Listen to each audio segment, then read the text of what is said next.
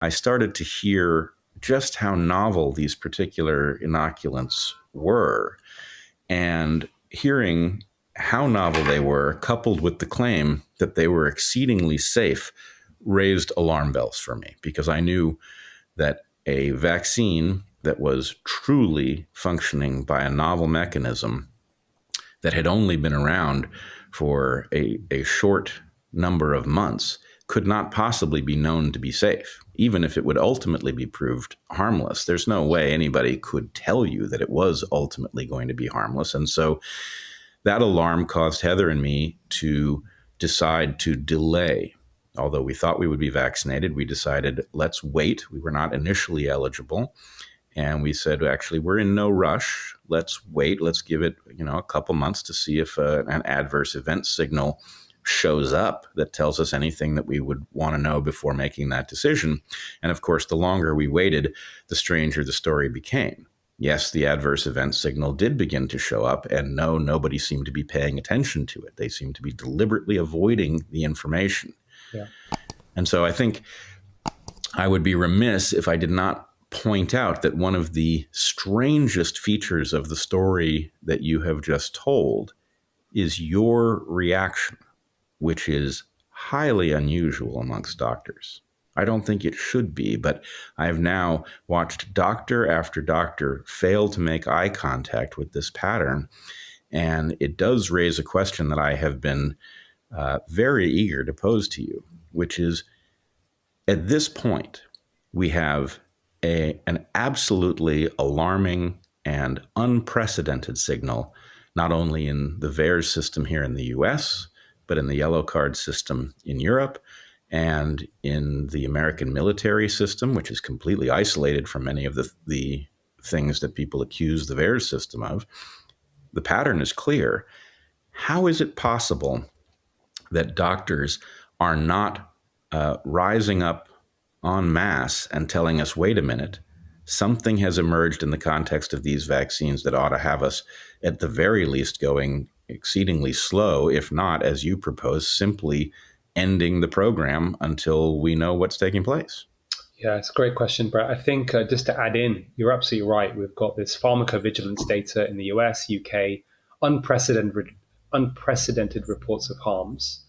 For example, in the UK, for the Pfizer vaccine, there were 500,000, 500,000 adverse events reported on the yellow card scheme, which is unheard of. And that people don't fill in these yellow cards or the VARS unless there's something significant. It isn't usually even people have a sore arm or a fever. They don't report on these. So there's clearly something there. But what I would say, before answering your question directly, for me, the icing on the cake, if you like, or the smoking gun, is the reanalysis of Pfizer and Moderna's original randomized control trials by very eminent scientists, Joseph Freyman, who I've spoken to, lead author, Peter Doshi from University of Maryland, associate editor BMJ, Robert Kaplan from Stanford, is published in Vaccine Peer Review Journal.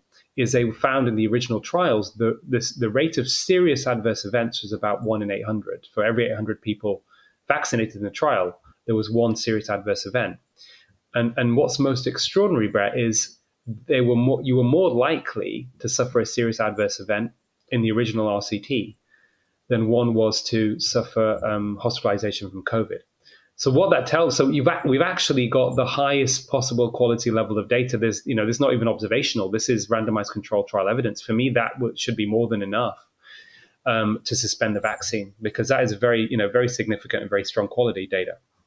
So the question is, why is there this turning a blind eye? So I think the best way to describe it is willful blindness. So this is a condition, something that happens with human beings. It can happen in individual relationships. We're all capable of it. It can be, in a way that people maybe turn a blind eye or to the fact that their spouse may be cheating on them. It can happen in institutions. We see what happened with, for example, in Hollywood and Harvey Weinstein.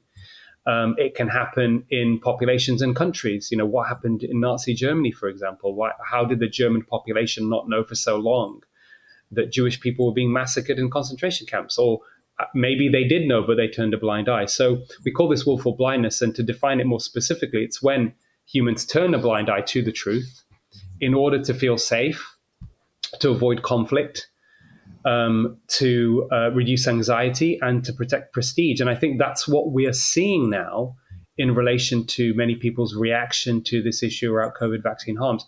I think one other thing to throw into the equation as well, which I was thinking about recently, Brett, is that fear is inversely correlated with people's ability to engage in critical thinking. And many of the people, I think, certainly if you look at the reactions, certainly anecdotally, and there's definitely been, there was a greater fear, and understandably so, amongst older populations around COVID. And I think those people are also the same people who are probably more likely to be really adherent to masking, etc.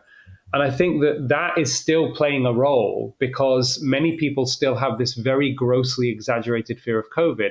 And therefore, in order to feel safe, when they were offered and said, listen, we've got this solution, it's going to end the pandemic, here's a vaccine, they embraced it wholeheartedly. And I think it's very difficult for them to suddenly, it's not easy for those people to suddenly change their minds. And of course, Jordan Peterson talks about this. He said, changing one's mind is one of the most terrifying experiences a human being can face. In academia, we know that there's a great quote from John Kenneth Galbraith, the Canadian American economist, who said, faced with a choice between changing one's mind and proving there's no reason to do so, almost everybody gets busy on the proof. So I think we have to try and understand the human condition to explain some of this behavior. But the way to tackle it is actually just by addressing those issues or that denialism with cold, hard facts, but to do it in a compassionate way. So I think when people understand that we're all capable of willful blindness, I could say to some degree I was willfully blind when I was being told that the vaccine could be causing problems, certainly for a while. Then I think that's the way to approach trying to get more and more people on board. Well, I hear what you're saying, and I'm all for approaching this compassionately to a point. But nonetheless, you are describing a failure that, were it seen in the general public, okay, but we're talking about doctors. And what I have witnessed is doctors who are in no way fringe, highly decorated, fully qualified doctors in the exact area you would hope they would be in order to make such a pronouncement, attempting to raise the alarm of their colleagues and being demonized and stigmatized and marginalized, in many cases systematically. Now, I think one cannot have it both ways. That happens. It has caused doctors to recoil in fear, to make themselves, and I 100% agree with your diagnosis, it is a blindness that is on the user's side. They are willfully blinding themselves to a pattern that you couldn't miss if you were just simply committed to an objective analysis. But for doctors to be vulnerable to that within their own areas of specialty in many cases says something about the state of medical education. It says something about the incentives that surround doctoring. And I know that it has left me in a predicament where I'm literally afraid to go to the doctor. Even if I broke my leg, I know what conversation I'm going to have when I arrive at the ER. And the conversation is going to involve my vaccination status. And at the point that I say I am not vaccinated for COVID, most doctors will look at me as if I have just confessed to an anti-scientific, highly political bent, when all I've really done is just simply looked at my own health, looked at the actual evidence of utility of the vaccines, looked at the evidence of the potential harms, and decided that no cost-benefit analysis could possibly justify my accepting these things. So I guess, you're obviously a very decent person, and I hear you looking out for, the vulnerabilities, the psychological vulnerabilities that make this happen to people, and trying to be careful about how we approach it. But haven't you just, if we look at your argument from the other side, haven't we just effectively indicted your profession? Yeah, Brett, we have. And I communicate in different ways, and I'm considered quite forthright and a bit of a maverick, and very assertive in my views throughout my career, whether it's around cholesterol or sugar or statins or corruption in the drug industry. I'm with you completely. And I think we're not just fighting for transparency of data in relation to the vaccine and fighting for those people who have been vaccine injured, and fighting for what I would say is really a pause in the vaccine and an investigation. We're also fighting for really the medical profession now, and in terms of restoring trust, because the trust is clearly gone to a significant degree. We know that certainly in the UK, we are seeing the fact that even for the traditional vaccines we've talked about, which, in comparison to most other drugs, are extremely safe and have proven very effective, that there's been a reduction in people attending or having uptake for things like MMR, measles, mumps, and rubella vaccines. And that is symptomatic of the fact that there is clearly a reduction in trust. And that reduction in trust has happened because of these coercive policies that have been pushed by many of establishment doctors. And I think that is something that will take a long time to restore that trust. But we have to do what we can to the best of our ability right now to make sure that shift and that acknowledgement happens sooner rather than later. But I'm completely with you. I get it. And I think that some of it also, unfortunately, Brett, is based upon the fact you've hinted at these structural drivers, these perverse incentives in the healthcare system anyway. We know, for example, even pre-COVID, it's something I talk about as a very, vocal advocate and campaigner for a sustainable national health service, which, was founded on the principles of giving everybody the best care free at the point of use. Is that the American healthcare system is an example where you have some of the highest expenditure on healthcare in the world, and certainly within the developed countries, some of the worst health outcomes, and that's pre-COVID. And one of the reasons for that is because of the commercial corruption of medicine, if you like, perverse incentives, overdiagnosis, ordering tests that people don't need in order to make money. So that trust already, I think, in the United States amongst doctors certainly was lower than in the UK because of this.